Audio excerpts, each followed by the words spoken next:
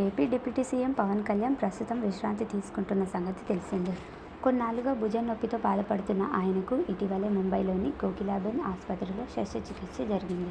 Surgery విజయవంతం అనంతరం కొన్ని రోజుల పాటు ఆసుపత్రిలోనే చికిత్స తీసుకున్న పవన్ ఇటీవల డిశ్చార్జ్ అయి ఇంటికి వచ్చారు. అయితే పవన్ భుజానికి సర్జరీ సక్సెస్ కావడంతో ఆయన ఆరోగ్యం కోసం శ్రీవారిని దర్శించుకుని మొక్కులు చెల్లించుకునేందుకు పవన్ సతీమణి అన్నా లెజినోవా తిరుమల శ్రీవారిని చేరుకున్నారు.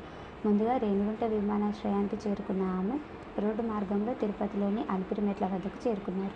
పవన్ కళ్యాణ్ త్వరగా కోలుకోవాలంటూ అలిపిరి నడక మార్గం ద్వారా కాలినడకన తిరుమల చేరుకున్నారు. శుక్రవారం వరాహస్వామి దర్శించుకున్న ఆమె శనివారం ఉదయం శ్రీవారిని దర్శించుకున్నారు. ఎలాంటి ఆడంబరం, సెక్యూరిటీ లేకుండా అన్నా లెజినోవా అలిపిరి మెట్ల మార్గంలో నడుస్తూ కనిపించారు. ఇందుకు సంబంధించిన వీడియోస్, ఫొటోస్ ఇప్పుడు సోషల్ మీడియాలో తెగ వైరల్ అవుతున్నాయి.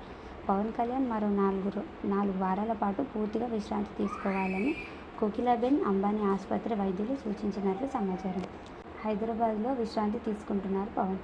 మరో 4 వారాల పాటు ఆయన భుజానికి ఫిజియోథెరపీ నిర్వహించనున్నట్లు వైద్యులు తెలిపారు. పవన్ పూర్తిగా కోలుకోవడానికి దాదాపు 4 నెలల సమయం పడుతుందని తెలిపారు. దీనిపై మీరేమనుకుంటున్నారో కామెంట్ చేయండి ఫ్రెండ్స్.